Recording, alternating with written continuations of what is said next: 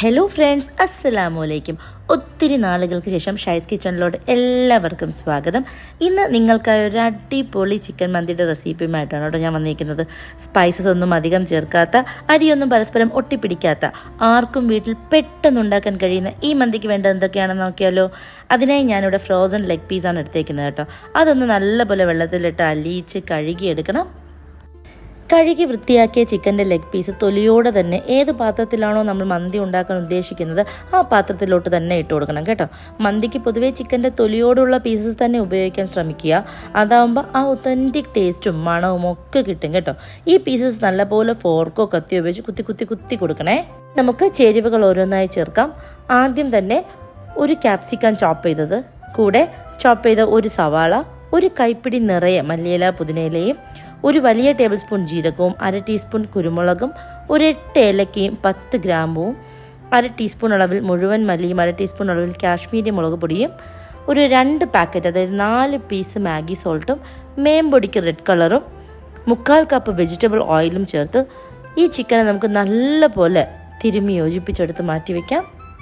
Red food colour നിങ്ങൾക്ക് skip ചെയ്യണമെങ്കിൽ ചെയ്യാം കേട്ടോ. ബിക്കോസ് കടയിൽ നിന്ന് വാങ്ങുന്നതിൻ്റെ ഒറിജിനൽ ഫീൽ കിട്ടാനാണ് ഞാൻ റെഡ് ഫുഡ് കളർ ഇതിൽ ചേർത്തത്. മാഗി ക്യൂബും വെജിറ്റബിൾ ഓയിലും സ്കിപ്പ് ചെയ്യരുതേ. പിന്നെ ക്യാപ്സിക്കം ഏത് കളർ വേണമെങ്കിലും നിങ്ങൾക്ക് ചേർക്കാം കേട്ടോ. 3 കളർ ക്യാപ്സിക്കം ഉണ്ടെങ്കിൽ 3 കളറും ചേർത്തോളൂ, നല്ല ടേസ്റ്റ് ആയിരിക്കും. ഇനി ഇത് അടച്ച് കുറച്ച് നേരം നമുക്ക് ഫ്രിഡ്ജിലോട്ട് മാറ്റി വയ്ക്കാം, അതൊന്ന് സെറ്റ് ആവട്ടെ. ഈ സമയം നമുക്ക് റൈസ് ഉണ്ടാക്കാനായിട്ട് അരി അളന്നെടുക്കാം. 3 കപ്പ് ബസ്മതി റൈസാണ് ഞാനിവിടെ എടുത്തിട്ടുള്ളത് കേട്ടോ. നീളമുള്ള ബസ്മതി റൈസ് തന്നെ എടുക്കാൻ ശ്രമിക്കുക. മന്തിക്ക് കൂടുതലും ടേസ്റ്റ് കിട്ടുന്നത് സെല്ല റൈസിൽ ഉണ്ടാക്കുമ്പോഴാണ് കേട്ടോ. പക്ഷെ ഞാനിവിടെ ബസ്മതി റൈസാണ് എടുത്തിരിക്കുന്നത്. ഇത് നല്ലപോലെ കഴുകി വാഷ് ചെയ്ത് ഒരു 20 മിനിറ്റ്സ് എങ്കിലും വെള്ളത്തിൽ കുതിർത്തിട്ട് ഡ്രെയിൻ ചെയ്ത് മാറ്റി വയ്ക്കാം. ഇതേ നോക്കിക്കേ, റൈസിനായിട്ടുള്ള വെള്ളം നല്ലപോലെ തിളച്ച് വന്നിട്ടുണ്ട്.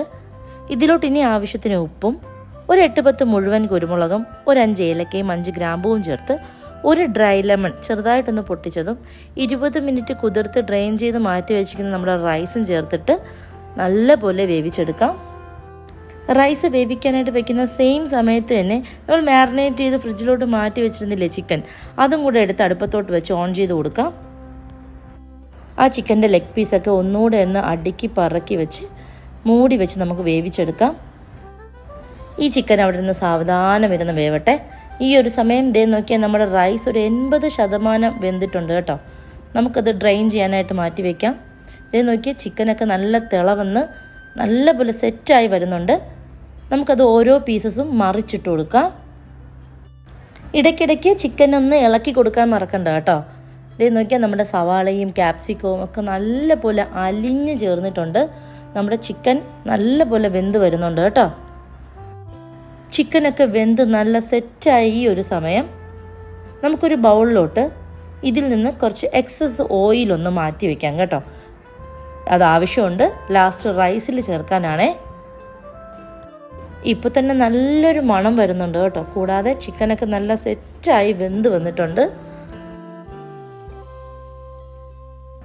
ഇനി ഈ ചിക്കനിലോട്ട് നമ്മൾ 80% വേവിച്ച് ഡ്രെയിൻ ചെയ്ത് മാറ്റി വെച്ച റൈസ് ഉണ്ടല്ലോ, അതൊരു ലെയറായിട്ട് ചേർത്ത് അതിന് മുകളിലോട്ട് ഇപ്പോൾ നമ്മൾ ബൗളിലോട്ട് എടുത്ത് മാറ്റിയില്ലേ ഓയിൽ, അതൊന്ന് സ്പ്രെഡ് ചെയ്ത് കൊടുക്കണം. വീണ്ടും അടുത്ത ലെയറായിട്ട് റൈസ് ഇട്ട് ഓയിൽ സ്പ്രെഡ് ചെയ്ത് നമുക്ക് മാറ്റി വയ്ക്കാം. ഈ ഓയിലുണ്ടല്ലോ അത് ഫുള്ള് ചിക്കൻ്റെ ഫ്ലേവേഴ്സാണ് കേട്ടോ, നല്ല മണമുണ്ട്. ഇനി കുറച്ച് പച്ചമുളക് എടുത്ത് അതിൻ്റെ അറ്റം ഒന്ന് ചെറുതായിട്ടൊന്ന് കീറി ഈ റൈസിലോട്ട് കുത്തി നിർത്തി കൊടുക്കാം കേട്ടോ. ഇതെന്തിനാണെന്ന് വെച്ചാൽ പച്ചമുളകിൻ്റെ ഒരു പ്രത്യേക മണമുണ്ട് കേട്ടോ. ദം ഇടുന്ന സമയത്ത് ആ മണം ആ റൈസിൽ ഫുള്ള് കിട്ടാനായിട്ടാണേ. ഇനി മെയിൻ ഘടകം ചാർക്കോൾ പുകയ്ക്കുക എന്നുള്ളതാണ് കേട്ടോ. ഒരു ചെറിയ ബൗൾ റൈസിലോട്ട് ഇറക്കി വെച്ച് ചാർക്കോൾ കത്തിച്ച് അതിലോട്ട് 1 ടേബിൾ സ്പൂൺ അളവിൽ ഓയിൽ ഒഴിച്ച് ഫ്യൂംസ് ഒട്ടും പുറത്തു പോകാതെ പെട്ടെന്ന് മൂടി വെച്ചൊരു 10 മിനിറ്റ് ലോ ഫ്ലെയിമിൽ ദമ്മിട്ടെടുത്താൽ നമ്മൾ കിടുക്കാച്ചി മന്തി റെഡി. ഇനി പ്ലേറ്റിങ്ങിനായിട്ട് റൈസ് ഒന്ന് മിക്സ് ചെയ്തെടുക്കാം. അതിനായിട്ട് പീസസ് എല്ലാം സെപ്പറേറ്റ് മാറ്റി എല്ലാ റൈസും ഒരുമിച്ചിട്ടൊന്ന് മിക്സ് ചെയ്ത് ചിക്കൻ പീസൊക്കെ അതിന് മുകളിലൊന്ന് അടുക്കി പറക്കി നിരത്തി വെച്ച് ടേബിളിലേക്ക് നമുക്ക് സെറ്റ് ചെയ്യാം. ഇതേ നോക്കിക്കേ, റൈസൊക്കെ പരസ്പരം ഒട്ടിപ്പിടിക്കാതെ നല്ല സോഫ്റ്റായിട്ട്, ചിക്കൻ നല്ല ജ്യൂസി ആയിട്ട് കേട്ടോ, നല്ല കിട്ടുകാച്ചി ഒരു മന്തി. മോനെ, ടേസ്റ്റൊന്നും പറയാനില്ല. തീർച്ചയായിട്ടും നിങ്ങളിത് ഒരു പ്രാവശ്യമെങ്കിലും ഉണ്ടാക്കി നോക്കി അഭിപ്രായങ്ങൾ കമൻറ്റായി എഴുതി അറിയിക്കുക കേട്ടോ. പിന്നെ സബ്സ്ക്രൈബ് ചെയ്യാതെയാണ് നിങ്ങൾ ഈ വീഡിയോ കാണുന്നതെങ്കിൽ പ്ലീസ് ഒന്ന് സബ്സ്ക്രൈബ് ചെയ്യുക. വീഡിയോ നിങ്ങൾക്ക് ഇഷ്ടമായെങ്കിൽ തീർച്ചയായിട്ടും ലൈക്ക് ചെയ്ത് ഷെയർ ചെയ്ത് സപ്പോർട്ട് ചെയ്യുക കേട്ടോ. ഇൻഷാ അല്ലാഹ് മറ്റൊരു വീഡിയോയുമായി വരുന്നത് വരെ അസ്സലാമു അലൈക്കും. Thank you.